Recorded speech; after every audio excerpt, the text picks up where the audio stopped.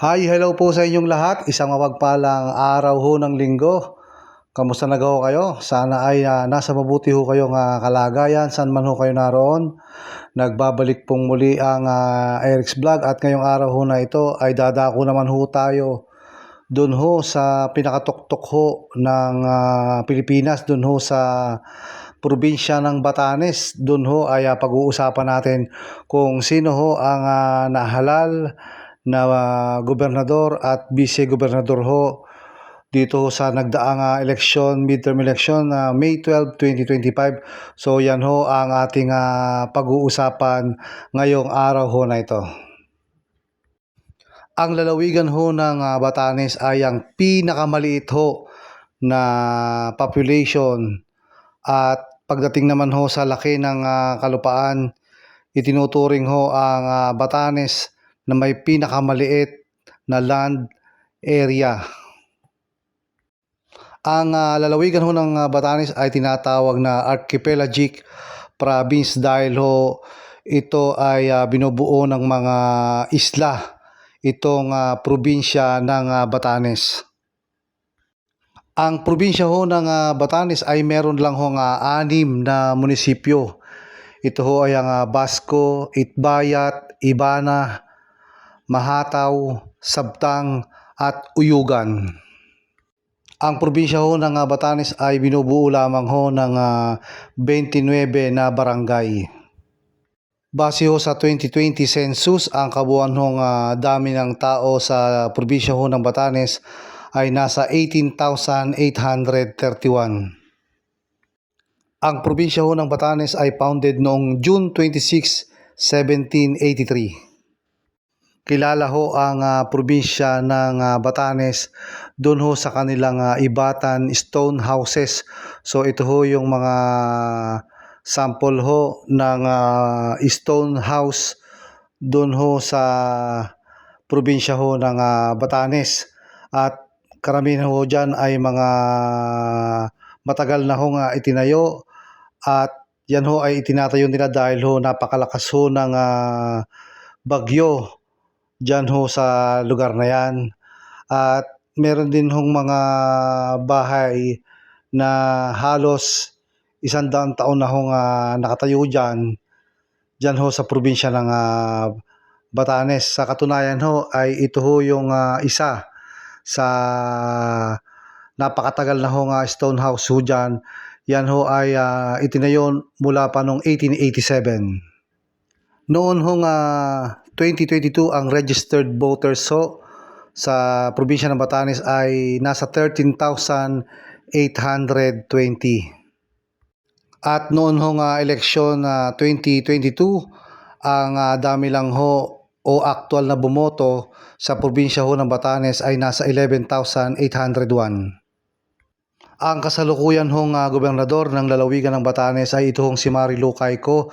Siya ho ang ika-4 na pong gobernador ng Batanes. Siya ho ay naupo mula ho noong 2016 at nahalal ho siya uli noong 2019 at 2022.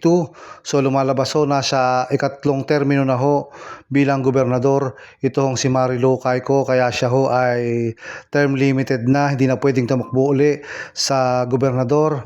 Kaya ang pagkakaalam natin ay siya ay tumakbo bilang representative doon po sa lalawigan ng Batanes.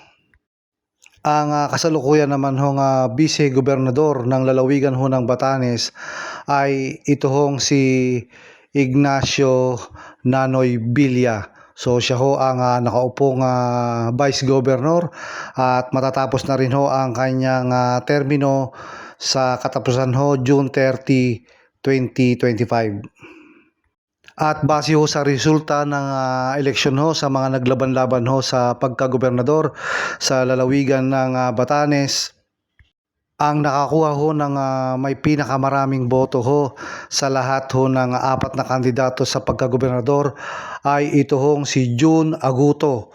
Siya ho ay nakakuha ng botong 3,947 votes at sinundan ho siya ni June Abad na nakakuha ho ng 3,738 votes at ang sumunod ho ay itong si Nanoy Villa o Ignacio Villa na kasalukuyan hong Vice Gobernador ng lalawigan ng Batanes. Siya ho ay nakakuha lamang ng botong 2,018 votes. At ang pang-apat ho na kandidato sa pagkagobernador na nakakuha ho ng botong 1,476 votes ay ito hong si Telesforo Castillejos.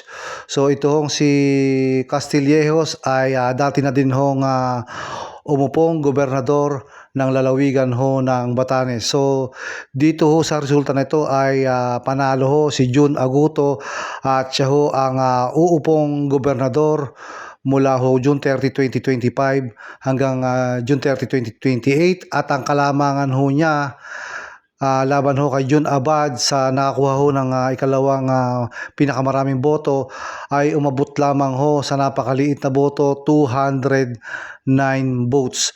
So yun lang ho ang inilamang ni June Aguto sa labanan ho ng gobernador sa lalawigan ng Batanes. Si June Aguto ho na nanalo ho bilang gobernador sa lalawigan ho ng Batanes ay nominated ho ng Partido Federal ng Pilipinas sa probinsya ho ng Batanes. Base ho sa educational background ho ng nanalong gobernador, si June Aguto ho ay nag-aral sa San Sebastian College Circuletos at siya din ho ay nakapag-aral sa University of the Philippines at siya ho ay nakapagtapos sa Public Administration na kurso.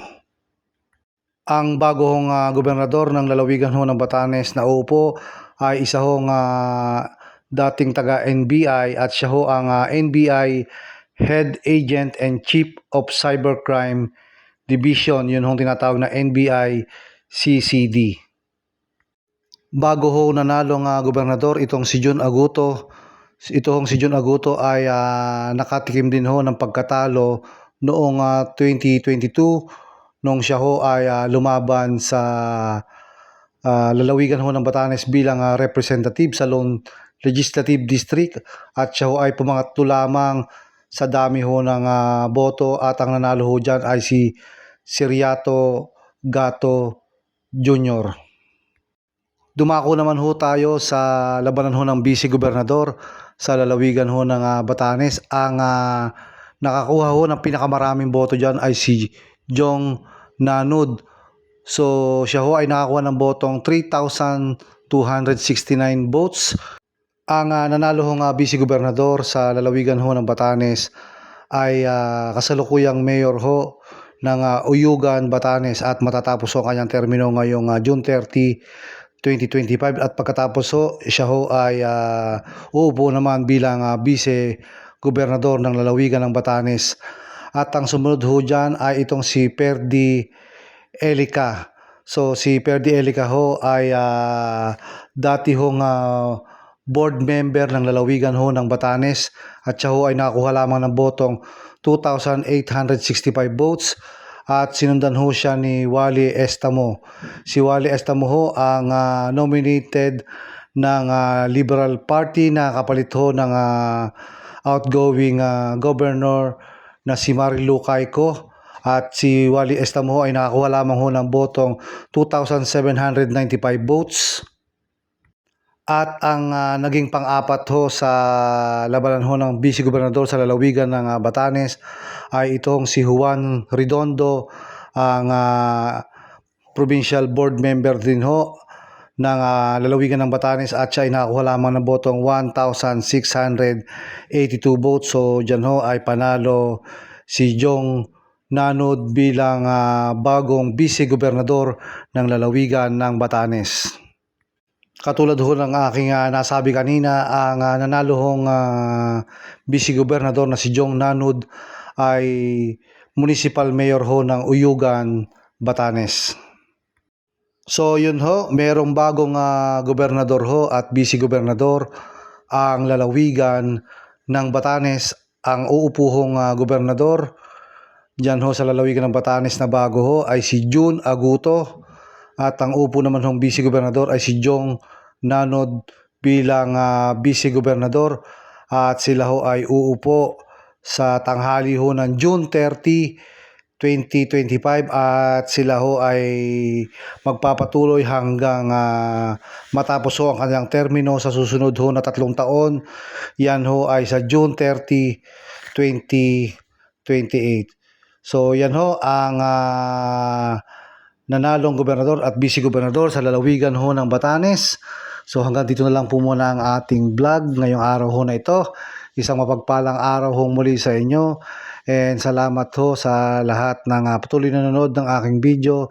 And don't forget to subscribe para po ma-update kayo sa mga iba pang mga video na ang aking i-upload dito po sa aking YouTube channel na Eric's Vlog.